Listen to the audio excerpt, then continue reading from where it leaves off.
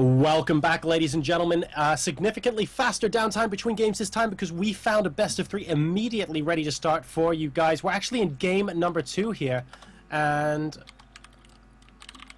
we're basically ninjas. We need to find out. We know the score is 1-0. We don't know who to. I'm predicting that it's BratOk, but we'll find out in just a moment. Guys, spawning in the top right-hand corner of Daybreak, we have our green Zerg player from France. Another representative of Team Against All Authority here. So they're doing a great job here in WCS EU today. Let's see if he can come back from being 1-0 down. It is Minimath. Now, Minimath is someone I don't believe I've cast before. I don't know if you have, Jorasar? I haven't, so I'm going to be really interested to see what he does against the yellow Terran player in the bottom left-hand corner, ladies and gentlemen. Representing Team Empire, we have BratOk.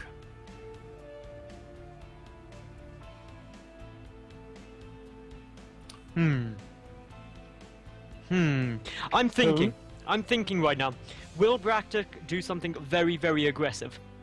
Because he's a game up. It's a best of 3. He's probably feeling quite confident. It's a 2-player map, which always means that early aggression can be quite potent. He is getting a gas down as well, so it could be some Reapers. It definitely could be. I mean, this would be a standard sort of Reaper opening coming out of BratOk here.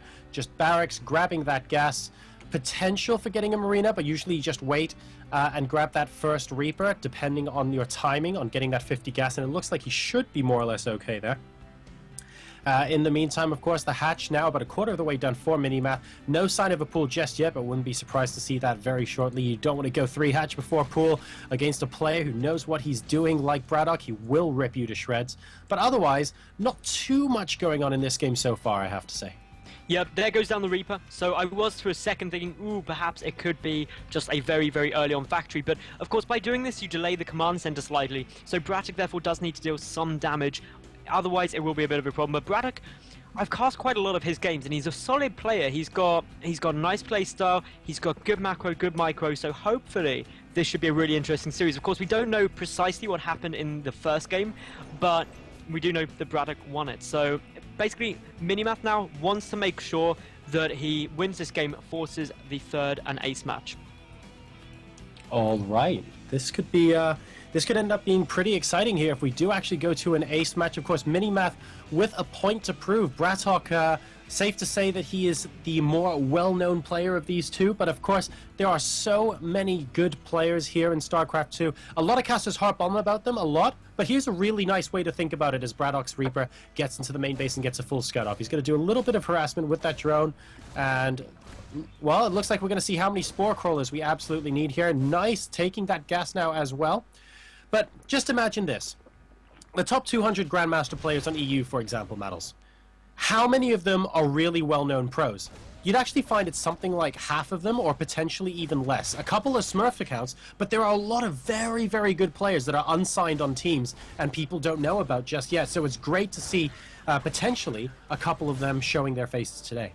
And we just saw one as well with Runa, who is on team property, taking down a very well-known player, Whiterock, and so therefore that's someone to watch. 2 Reapers are now in the base, doing a nice little bit of damage, just really forcing Minimath to be very proactive, using his queens for defense, potentially getting down a couple of extra Zerglings. Meanwhile, behind this, BratOk starting his 3rd command center, while also checking that Minimath doesn't have his 3rd down yet. We are up to 2 gas, so they're just being taken at the natural. The gas that was taken earlier to save a drone in the main has been cancelled, and therefore this is starting to look a bit more normal. But the one thing Minimath needs to do is think about taking a 3rd relatively quickly, especially with this very economical opening out of BratOk.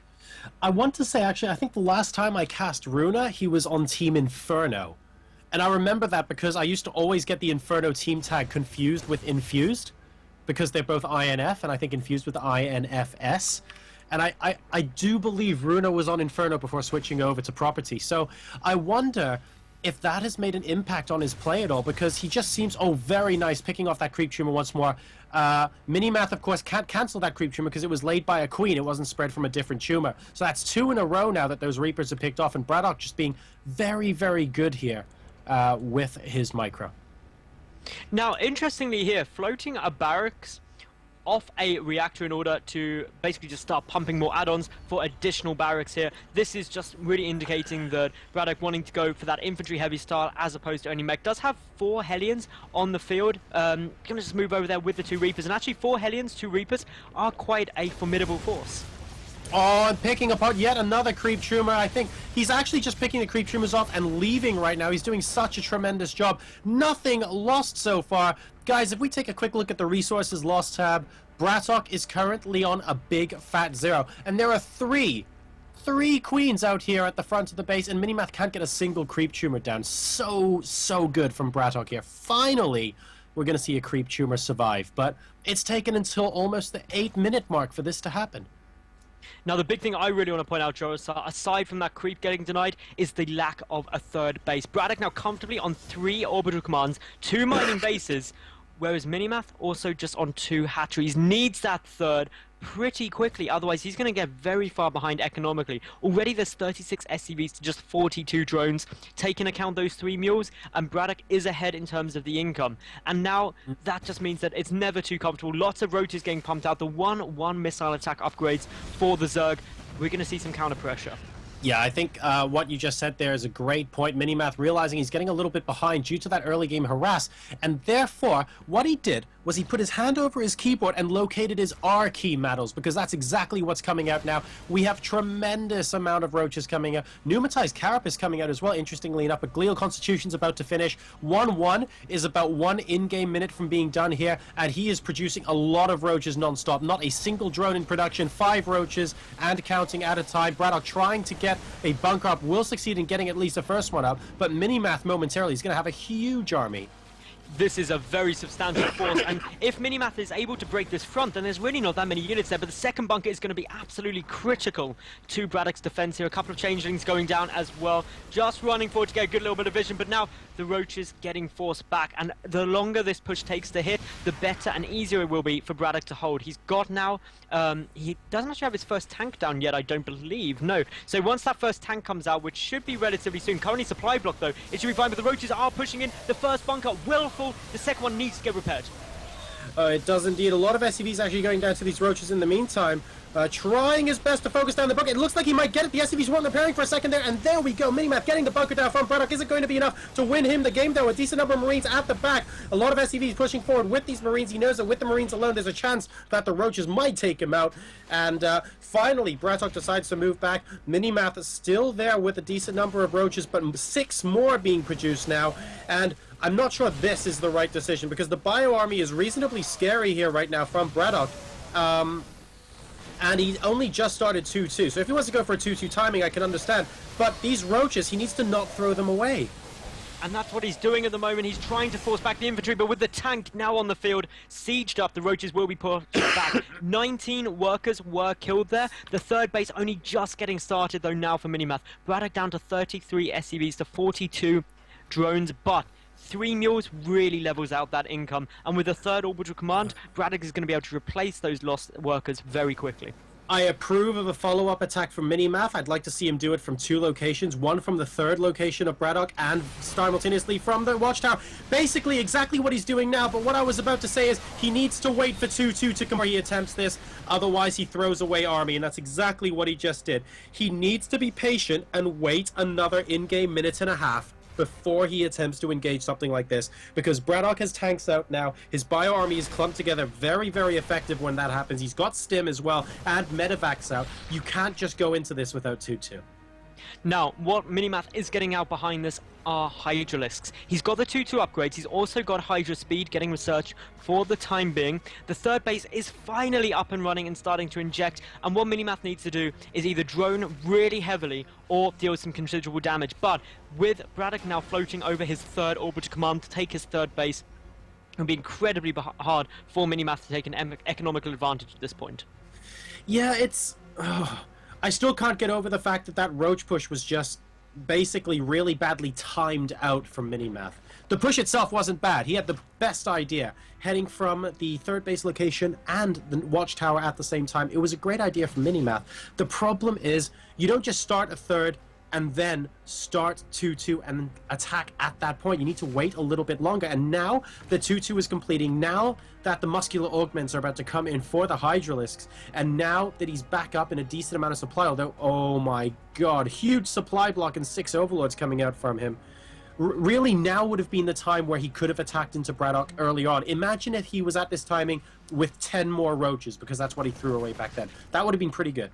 That would have been very good. The supply's nearly identical. Minimath just one supply behind at the moment, so very, very equal there. The worker count about, well, just over 11 workers ahead at the moment, Minimath, but the mules mean that actually slightly behind in income. He's also on equal basis as a Terran, which is never something you want as a Zerg player. But with the Rothschild, with the Hydrazal, with the 2-2 upgrades against 1-1, actually Minimath does have an okay time engaging, but he's got to get a good angle, and he's going to really struggle to actually be an aggressor when the tanks are sieged up, because that tank line will be the real difficult thing to push into. And hopefully we'll see some Vipers shortly, because that is when you can really start using Blinding Clouds and dealing with those tanks effectively. That's a great point, and actually on the subject of Vipers, he is only just getting his infestation pit up now, so I feel like as we do see a little bit of a flurry to try and dislocate this drop coming into the main base, though Hydralisk might kill off the medevac if he's not careful, and no, it's just far enough away. BratOk needs to be oh so careful about that. One thing I want to say though, these timings in this game haven't worked out well for Minimath. He was considering going back out to attack just now, but 2-2 had finished a while ago. He can't start 3-3 yet because he only a quarter of the way done his infestation pit. So it's taking him until now to get the hive. So any 2-2 timing is out the window. 3-3 has been delayed because of that.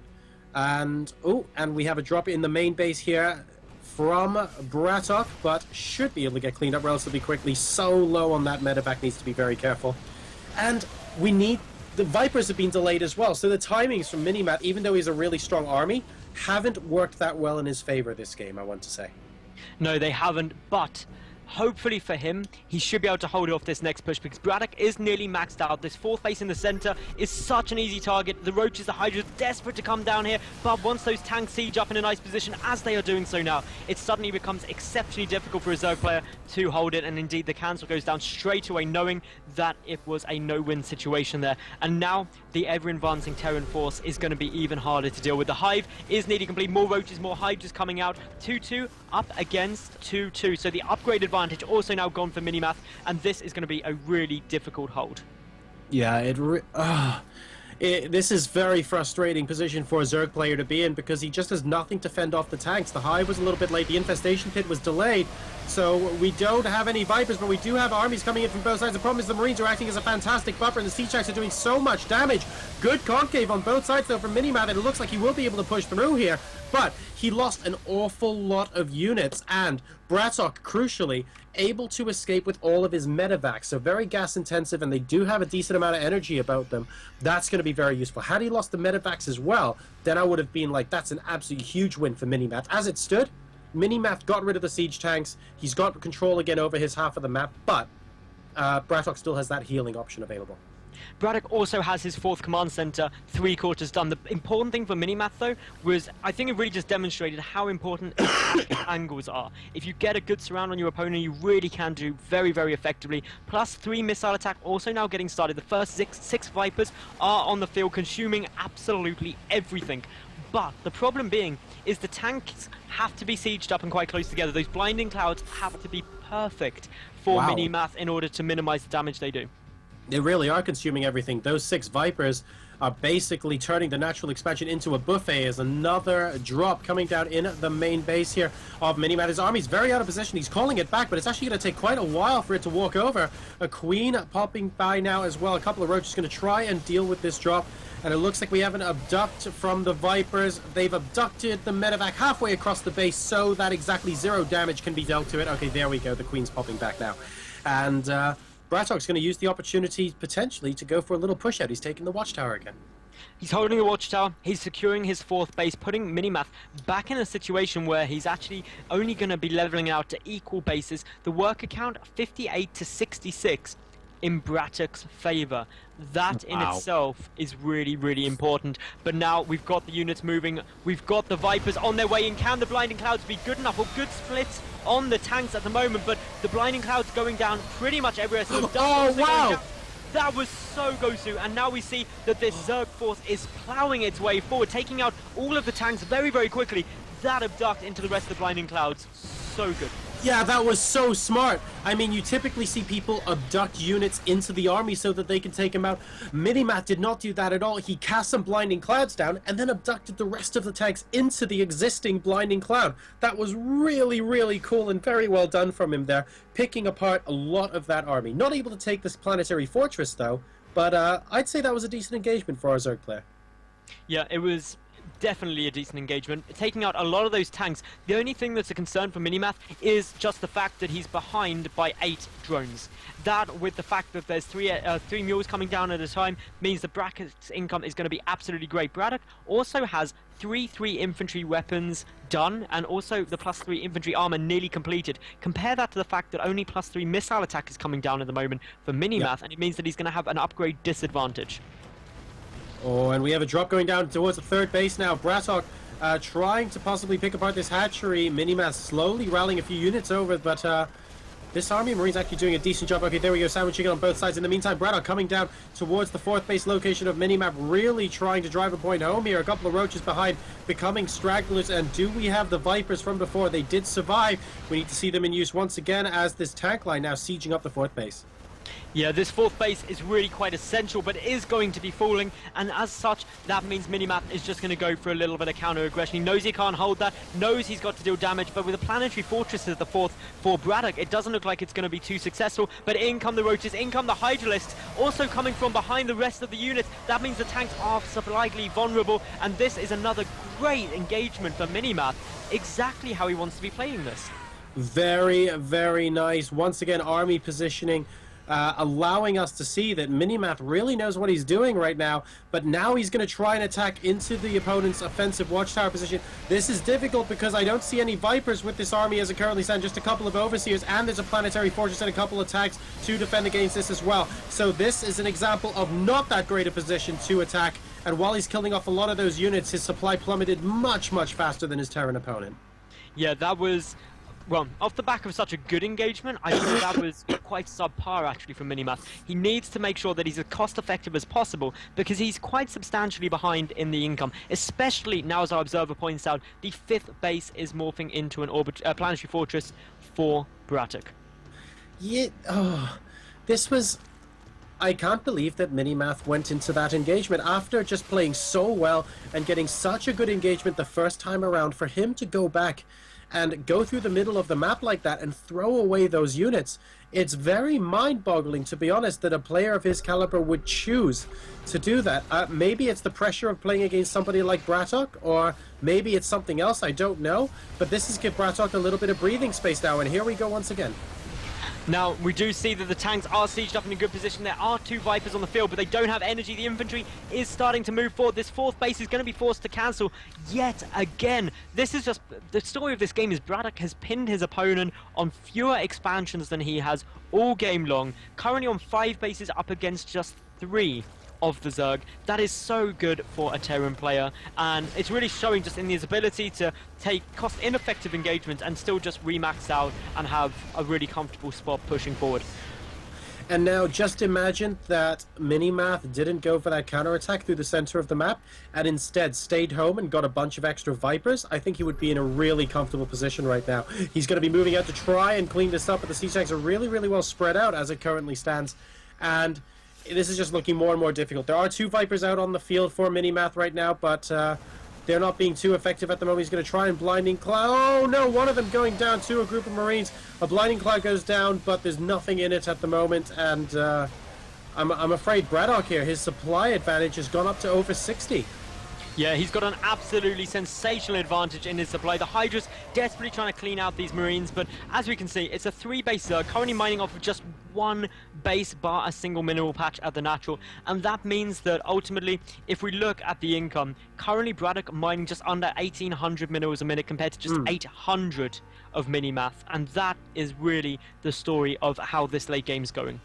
Minimath had such a great opportunity to seize control of the game, but that counterattack just wasn't good through the center of the map, and as a result now BratOk continuing to apply more pressure towards the 3rd base location. There's not too much Minimath can do at this point. I'd like to see BratOk also attempt to drop elsewhere, because Minimath is being a little bit overwhelmed here, and if BratOk was playing this in a style where he goes, right, my opponent has to GG now, he could potentially do a drop simultaneously. And here we go, two sides, simultaneous attack from BratOk. Minimath rather, but BratOk is deciding to force him into a sandwich of his own on the left, and it's not going to be enough. GG, well played, and BratOk is going on to win this 2-0.